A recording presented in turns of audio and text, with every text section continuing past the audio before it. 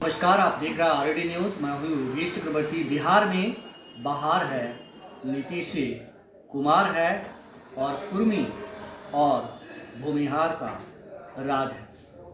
जी हाँ, बिहार में जाति सिर चढ़ के बोलती है, चाहे वो श्री बाबू का शासनकाल हो या फिर सत्येंद्र नारायण का या फिर जगन्नाथ मिश्रा। अकेले लालू प्रसाद यादव ही बिहार के ऐसे मुख्यमंत्री थे जिनके शासनकाल में दलितों और पिछड़े आईपीएस आईएएस अधिकारियों को सम्मानजनक जगह मिली। अभी बिहार सरकार ने डीआईजी और आईजी रेंज के महत्वपूर्ण पदों पर नियुक्ति की है, तो इन 11 महत्वपूर्ण पदों में 7 पर कुर्मी जाति के हैं और बाकी पर भूमिहार और कोयली जाति के लोगों को तैनात किया गया है। ये है बिहार की हकीकत। हमारे साथ सीनियर जर्नलिस्ट संतोष कुमार जी हैं। आइए इनसे समझते हैं कि आखिर बिहार सरकार ने इतने महत्वपूर्ण पदों पर चुन कर एक खास जाति विशेष के अधिकारियों की नियुक्ति क्यों की है। संतोष जी। 89 के दौर में विश्वनाथ प्रताप सिंह चुनाव प्रचार में जाते थे, एक बहुत अच्छी बात कहते थे कि भोज में अगर आप पंगत में बैठे हुए हैं और अपना आदमी परोसने वाला है, वो 4 रसगुल्ला ज़्यादा आपके पास पत्तल में डाल देगा। तो वही स्थिति अभी बिहार की राजनीति की हो रही है। तो यहाँ 4 रसगुल्ला नहीं, पूरा डेक्ची ही रख दिया जा रहा है। अपना आदमी है तो पोस्टिंग में स्वजातियों को ज़्यादा रखा जाता है। एक समय था, कहा जाता था कि बिहार झारखंड जब एक था, श्री बाबू का साम्राज्य था तो कभी जगन्नाथ मिश्रा का साम्राज्य था, कभी सत्येंद्र बाबू का साम्राज्य था तो कभी भागवत आजाद का साम्राज्य था। तो कहा जाता था कि 54 जिले थे उस समय।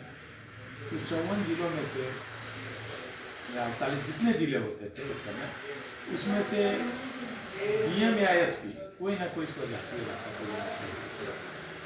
श्री बाबू के समय कहा जाता था कि अगर 40 जिला है तो 40 जिला में कहीं डीएम या एसपी उनके भूमिहार जाति के होते। जगन्नाथ मिश्र के समय होता था तो ब्राह्मण जाति के डीएम या एसपी में से रहते थे। कभी कभी तो होता था कि ज़्यादातर जिले में उन्हीं के स्वजातीय होते थे। उसके बाद फिर सत्येंद्र बाबू के समय आया तो उस समय भी यही स्थिति रही।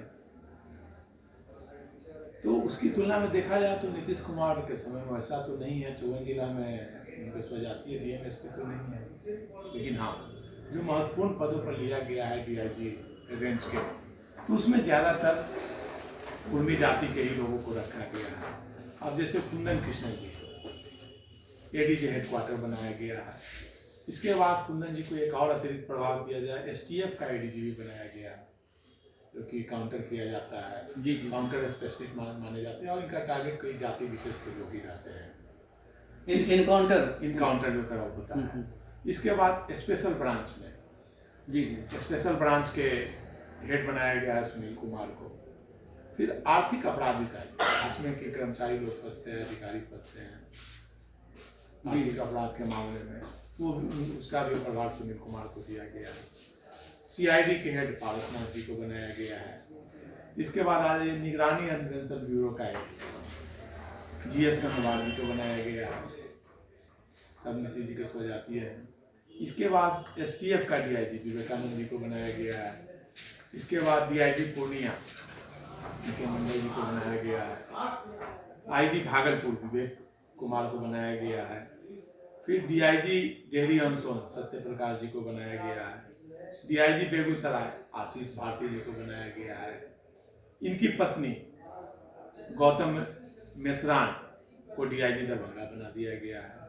उसके बाद डीआईजी मुंगेर राकेश कुमार जी को बनाया गया है।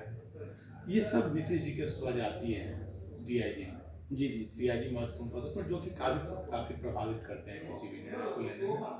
हर जगह मुख्य जो निर्णायक मोड़ कहा जाता है, जो निर्णय लेने वाला पद है, जहाँ से कि किसी को प्रभावित किया जा सकता है, सभी महत्वपूर्ण पदों पर नीतीश जी ने अपने स्वजातियों को रखा है। नीतीश जी कहते हैं कि हम न किसी को फंसाते हैं न किसी को बचाते हैं, बिल्कुल।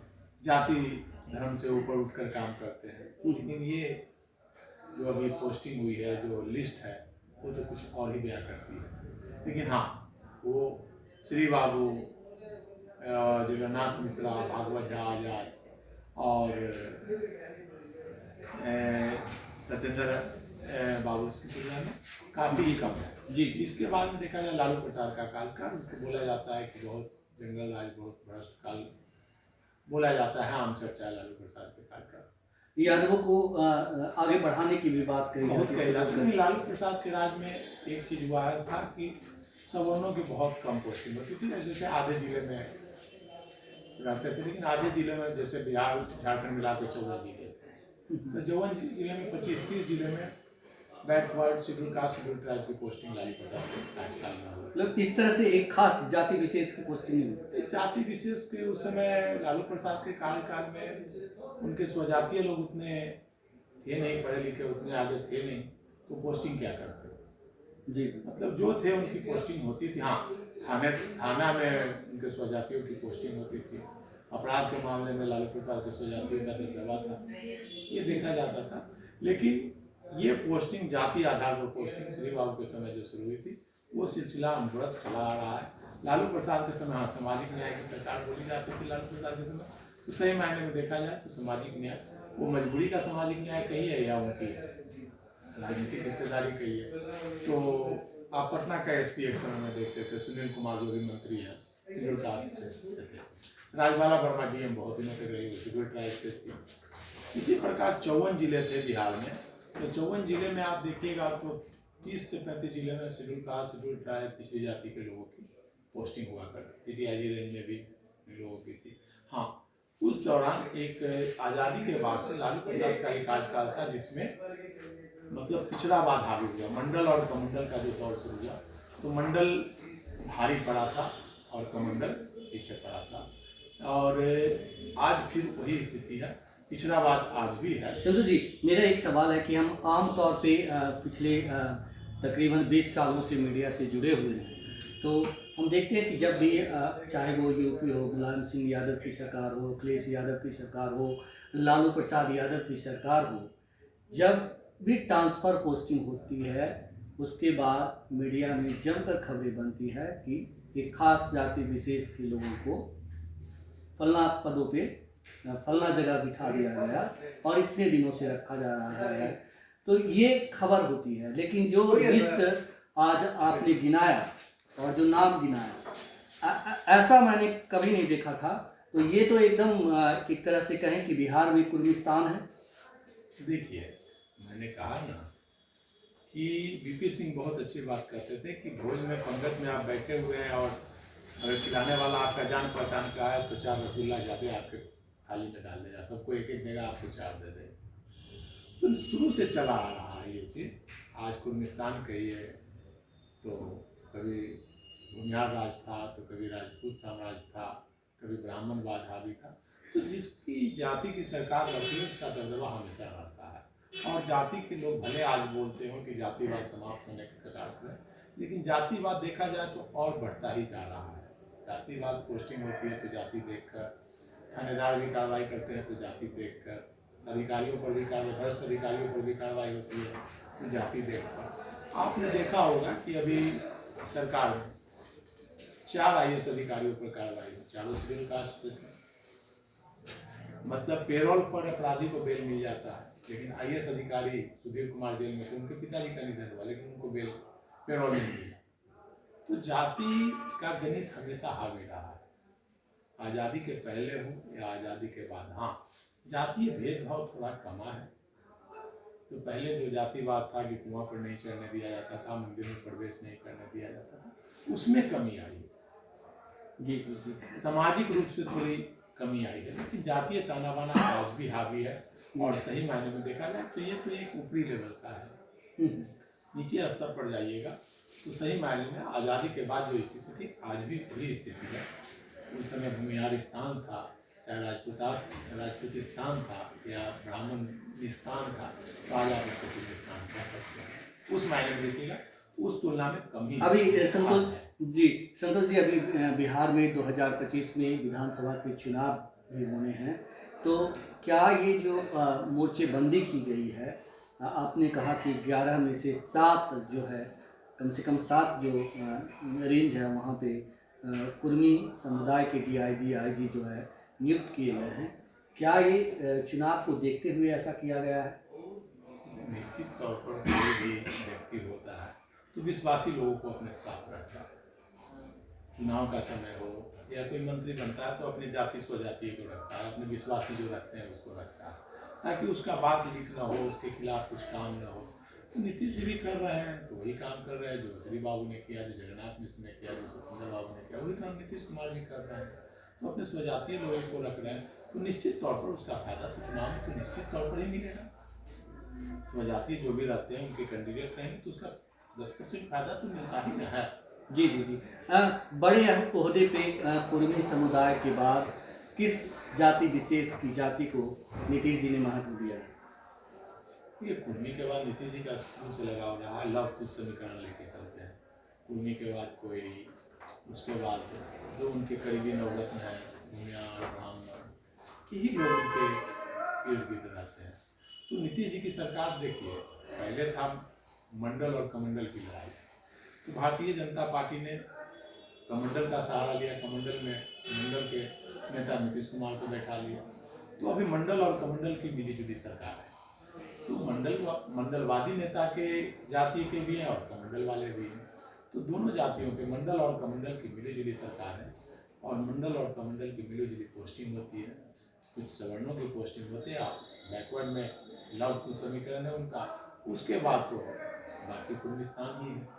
मतलब जो SC ST के अधिकारी हैं उनकी कहीं कोई कद्र नहीं है, उनके लिए कोई जगह नहीं है। नहीं, SC ST का आप देखिए ना भाई, कितने SP से DIG बन गए कई लोग, लेकिन पोस्टिंग उनके जिला में नहीं हो, मुख्यालय में भी है तो उन्हें सेंटिंग में बैठाया गया, कहीं कहीं ड्यूटी में। तो शेड्यूल कास्ट और शेड्यूल ट्राइब बोले ना, जहाँ मंडल और कमंडलवाद आती है तो वहाँ शेड्यूल कास्ट को कहाँ जगह मिलेगी? कमंडल से बचेगा तो मंडल पर जाएगा। नहीं, मंडल में भी तो एक खास जाति समुदाय के लोगों को ही जगह दी गई है। मंडल में मंडल का वर्ग बहुत बड़ा है। मैंने बताया ना, शेड्यूल कास्ट और शेड्यूल ट्राइब के अधिकारियों की पोस्टिंग एक लालू प्रसाद के राजपाट में ही हुई। नीतीश जी के शुरुआती राजपाट में कुछ था, फिर जब लालू प्रसाद के साथ उन्होंने सत्ता बनाई तो कुछ मिला। लेकिन शेड्यूल कास्ट और शेड्यूल ट्राइब आज हासिल पर है। आपने देखा किस प्रकार से पार्लियामेंट में अमित शाह जी ने कहा अंबेडकर करने से अच्छा भगवान का नाम लो तो जी स्वर्ग मिल जाएगा। भाई, स्वर्ग और नरक तो किसी ने नहीं देखा है, लेकिन अंबेडकर जी को तो लोगों ने देखा है। आज जो अमित शाह वहाँ बैठकर संसद में बोल रहे हैं तो अम्बेडकर जी की ही देन है। आज चिराग पासवान मंत्री हैं तो अम्बेडकर जी की ही देन है। जो धरती का स्वर्ग बोला जाता है संसद को, पार्लियामेंट को, IAS IPS को, कि स्वर्ग वही है।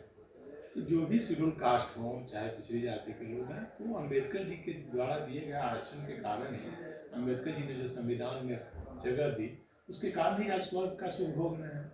तो सही मायने में भगवान को किसी ने नहीं देखा और स्वर्ग नहीं देखा, लेकिन अम्बेडकर जी का नाम लेने से सही में स्वर्ग की प्राप्ति हुई है। चाहे वो चिराग पासवान हो, चाहे जीतन राम मांझी हो, चाहे कोई भी हो, अम्बेडकर जी सही मायने में आज के युग के देखा जाए तो सही मायने में भगवान है। जी जी जी। लेकिन जो आप मंडल की दावा कर रहे हैं, मंडल और कमंडल आप कह रहे हैं, तो मुझे जो आपने सूची गिनाई उसमें तो मंडल के एक खास जाति कुर्मी समाज को ही मिला है। मंडल के बाकी जो दूसरी कास्ट के लोग हैं वो भी तो हाशिए पर ही हैं। तो कमंडल में जो अटेगा उसी को ना, तो कमंडल में अभी नीतीश जी अटे हुए हैं, लव कुश समीकरण, मंडल के यही लोग न बैठे हुए हैं तो उनको जगह मिली। बाकी लोग तो बाहर हैं तो उनको कहाँ से जगह मिलेगी? शुरू देखिए, जिसकी सत्ता होती है शुरू से, आप अभी केवल नीतीश जी पर ही क्यों कर रहे हैं? आप श्री बाबू के लिए, श्री बाबू को बहुत बड़ा नेता माना जाता था, उनके समाज में कौन थे अधिकारी बनते थे? जगन्नाथ मिश्र के समय कौन बनते थे? भागवत झाजा के समय कौन बनते थे? सत्येंद्र बाबू के समय कौन बनते थे? नहीं, इस तरह की जो फैसले होते हैं सरकार के, वो खबर क्यों नहीं बनती? ये देखिए, मीडिया में भी वही न बोले, मंडल और कमंडल की लड़ाई में मीडिया में भी कमंडलवाद हावी है। तो कमंडलवाद जो उनके रुचि के अनुसार उनके समर्थकों की खबर होगी वही न दिखाएंगे। समर्थकों के विरोध की खबर क्यों दिखाएंगे? जिस जाति विचारधारा की बात कर रहे हैं उनके लोग मीडिया में है, उनकी सरकार है, तो अपनी सरकार के खिलाफ कोई खबर दिखाता है, खबर दबा दी जाती है। तो बिहार में बहार है, नीतीश कुमार है, कहना बिल्कुल गलत है। बिहार में बहार है और कुर्मिस्तान है, ये कहना ज़्यादा सही दिखता है मौजूदा सरकार के फैसले को देखते हुए। फिलहाल इतना ही। आप हमें फेसबुक पर फॉलो करें, यूट्यूब पर सब्सक्राइब करें, लाइक करें, शेयर करें और कमेंट्स कर अपना महत्वपूर्ण विचार और सुझाव जरूर दें। धन्यवाद।